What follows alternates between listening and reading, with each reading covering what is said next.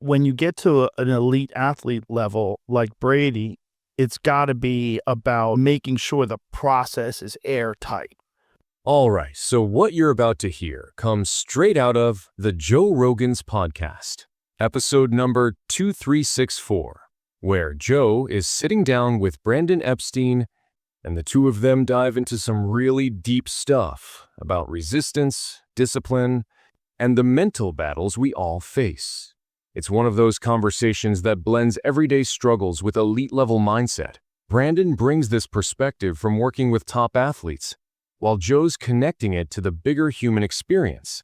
And the result is a raw, practical breakdown of why we hold ourselves back and how to finally push through it. Watch yourself. That self-suppression creates a depression in any aspect, right? Yeah. Anytime you're trying to just like squeeze in, hold it in, whether it's the inspiration you have, whether it's like, hey, I want to go play this sport, Right. but I just never make time for it. That's self-suppression. Like you have to make time for your natural inspiration to flow through. And if you don't, I think that's what creates depression. Well, it's very hard for people to get going, to just actually do something. And I brought this up a million times, and I'll bring it up again, unfortunately. Stephen Pressfield has an amazing book called The War of Art. And it's about that suppression that you put on yourself, that weird, and he calls it resistance. Yes. And he talks about summoning the muse and deciding that you're a professional and show up every day. And I think it's the same with that. It's the same thing. It's like, it's hard to just get off the couch and put your shoes on. Like Goggins talks about it. He's like, I stare at those motherfuckers for half an hour sometimes.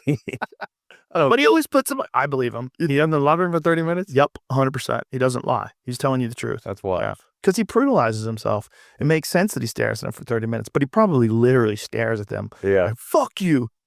It's just cussing him out. And then he just puts them on. You don't know me, son. Exactly. Then he puts them on. So there's something there, There is. That resistance that Pressfield talks about, like that's exactly what I'm talking about here, right? Yeah, it's doing something to you. Whether you're an athlete, whether you're a creative. I mean, I think it applies to everyone. Like the resistance is whatever's holding you back from following your natural inspiration. Now, I like that resistance term from Stephen Pressfield's The War of Art. That book is almost like a Bible for creatives who can't get started. He basically calls resistance the invisible enemy that stops us from pursuing what we know we should do. And it's not just artists, athletes, entrepreneurs, students, literally everyone faces it. I mean, we've all stared at our gym shoes or a blank screen for way too long, right? The funny part is that once you push past that first step, momentum carries you. I think that's the trick. Don't think about the whole workout or project. Just focus on putting the shoes on or writing the first sentence. Well, I think a big part of that resistance is a fear of failure. There's a thing that hovers over people, this fear of failure, and that actually it keeps you from just doing the things that you need to do to be successful. You get afraid. Yeah. For whatever weird reason. It becomes a predominant fear in your head. Broken code. There's so many reasons. Like, I'll give you an example. So I ran like a big fitness channel when I was trying to make it before I started working with cool clients who were like Sean Brady, and built a big fitness community. And I would see that like a mom who's not doing her exercise, and it's like, why don't you just do it? Just do it. Just get up. Just do it. You go down into her subconscious and find, oh, well, I believe that if I start working out, I won't have time to be the mom that I am right now. And then my kids will leave me. Completely irrational. But subconsciously, that's what exists down there. For so many people, they think they're going to lose out on something. And if they lose it, it's not worth it subconsciously than doing the thing that they're inspired to do. Here's where it gets interesting. They connect resistance with fear of failure. That's such a universal thing. Fear of not being good enough keeps people frozen. Like, so many folks don't start a YouTube channel, don't publish their writing, or don't even try out for a team because deep down they're like, what if I suck? And the truth is, yeah, you might. But that's literally the process. Michael Jordan missed thousands of shots before becoming great. The only people who never fail are the ones who never try. And ironically, that's its own kind of failure. It's also sometimes people, their health is bad, and then unfortunately they're not eating correctly, and that's why their health is bad, and they have zero energy. And so the daunting task of doing something on top of working all day It's almost like overwhelming to them. Yeah. And then if they have kids and they have a bunch of, and then the option is get up at 6 a.m. Like, no, fuck Well, that's you. the power of transmuting the energy. So just flipping the energy on it, right? To go from this is going to make me a worse mom to this can make me a better mom. And maybe that will give them enough juice to actually go do the workout. Maybe. I mean, there's got to be something that you can do to trick yourself into having the energy to get started. But that's kind of what it is. It's like you have to trick yourself into getting started.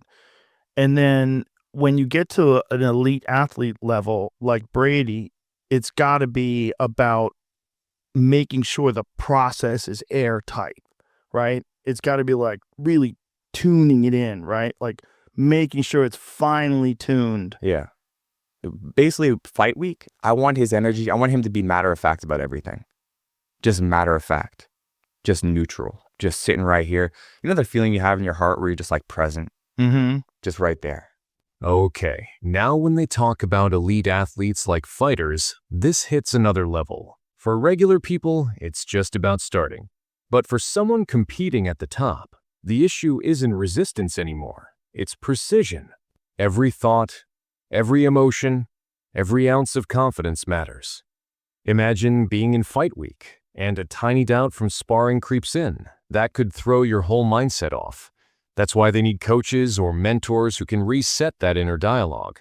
It's not just training the body. It's about rewiring the brain to interpret challenges as growth, not failure. How do you get there? Like, what's the way to get there?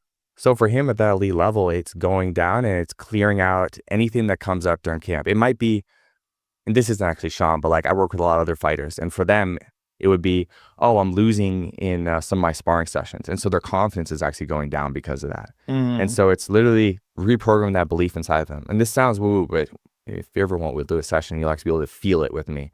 And what happens is we transmute the energy to make them feel that it's okay to believe that even when they're losing in sparring, they're getting better. And so something just shifts inside of them. Instead of it creating a seed of doubt when they're like working on something, they're drilling something and they're not winning everything. Now it's, okay, I'm getting better. And it's just a feeling that shifts in them.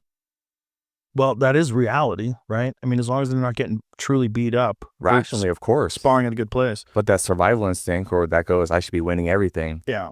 Doesn't like that. And so sometimes we have to rewire those things. So that's what we're doing as we're going through camp, is like seeing what comes up, what's decreasing confidence, what are you dialed in everything. You know, I'm working with the other coaches as well and making sure, are they doing what you want them to do? And if they're not, what's going on here? And that's kind of my job. So it has to have it requires a very strong connection between you and the athlete. Oh, deep. I would say that nobody knows any of my clients better than them, except for maybe their wives. Better than you know them. Yeah. It's in extreme intimacy, because I talk about something in the book called the core wound. So the worst thing that ever happened to you is the worst thing that ever happened to you. But some people have, you know, they might have witnessed a murder, or maybe they lost a parent when they were young, like something really bad. Another person might have been bullied when they're in the 4th grade and kicked out of a friend group. If we identify what that core wound is for them, that fundamentally it hurts their confidence to this day, and we clear that out, we can exponentially increase just their confidence, their self-belief. But the only way we get there is they're telling me their deepest, darkest secret. Right, but how do you clear it out once you... There's just some of these techniques. There's something called like hypnosis, right? You can use it with hypnosis, NLP. They're all these mind techniques that you can utilize to clear the energy, which clears the emotion. Now, this whole core wound idea is fascinating. Basically, the worst thing that ever happened to you, whether it's big like losing a parent or small like being bullied, can leave a scar that still shapes how you act as an adult. That's why some people carry this underlying insecurity or self-doubt they can't even explain. If you can identify that wound and reframe it, suddenly your confidence skyrockets. And I get it, it sounds a bit deep or woo-woo, but honestly, trauma-informed therapy says the same thing. Childhood events echo into adulthood, and sometimes you don't even realize the weight until someone points it out. So NLP, that is like that Anthony Robbins stuff, right? Neuro-Linguistic Programming. That's what Yeah. he does, right? I think it's part of what he does. I don't know. I've never worked with him, but And did you go to school to learn Neuro-Linguistic Programming? no, I just studied with someone who taught it to me. Yeah, I just learned very well one-to-one. Just like that's how I I'm learned. not totally familiar with it. How complicated is NLP? Because I know some people like really believe It's in it. all perception, right? That's What what is it? Explain what it I'll means explain. by saying neuro-linguistic programming. What does that mean?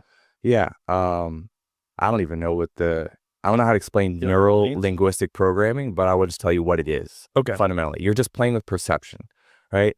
So something's easy for me to get rid of is like the fear of flying. I had this baseball player this year I'm working with. Every time he gets on a flight, he starts freaking out. Unnecessary. So what do?